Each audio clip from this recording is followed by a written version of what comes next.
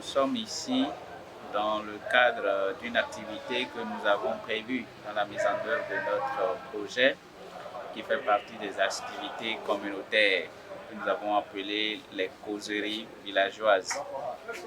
Cette activité consiste donc à organiser une séance d'échange avec les chefs traditionnels, les autorités coutumières et les leaders religieux qui sont généralement oubliés du processus de coproduction de la sécurité. Souvenez-vous que nous avons déjà mené, notamment dans cette commune de Banikwara, plusieurs activités avec les autorités administratives, les maires, les adjoints aux maires, les chefs d'arrondissement et les chefs de village qui ont suivi des sessions de formation sur le concept de police communautaire, mais nous n'avions pas adressé cette activité aux leaders religieux, aux chefs coutumiers et têtes couronnées. Et donc nous avons voulu que cette séance-là leur soit dédiée pour que nous puissions eux aussi leur porter l'information qui concerne la coproduction de la sécurité et qui relève de leurs prérogatives. Parce que ce sont des personnes, ce sont des acteurs qui mobilisent les fidèles, qui mobilisent les citoyens et dont les voix portent également, qui ont une certaine influence sociale et qui peuvent donc agir sur le comportement des personnes qui sont autour d'eux.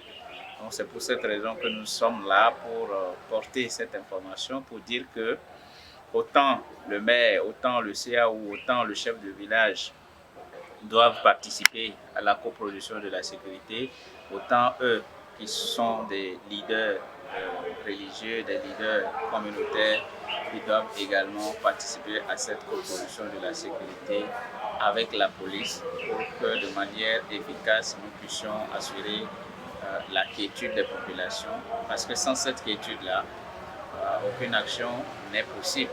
Il n'y a pas de développement sans sécurité.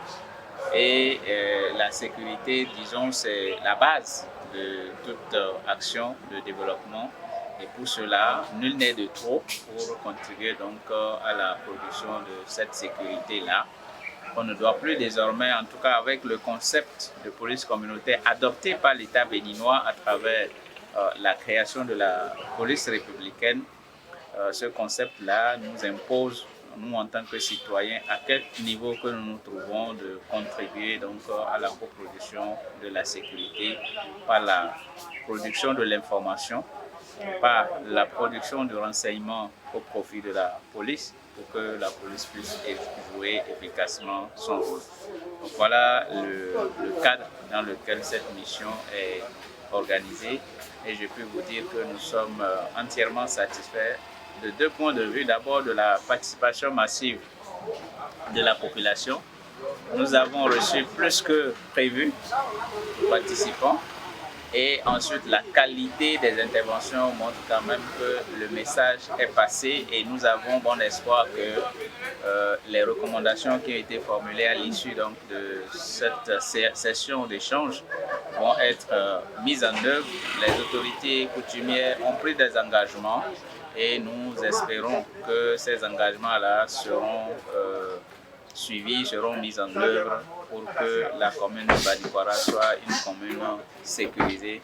Tel est en tout cas notre vœu et nous y travaillons beaucoup.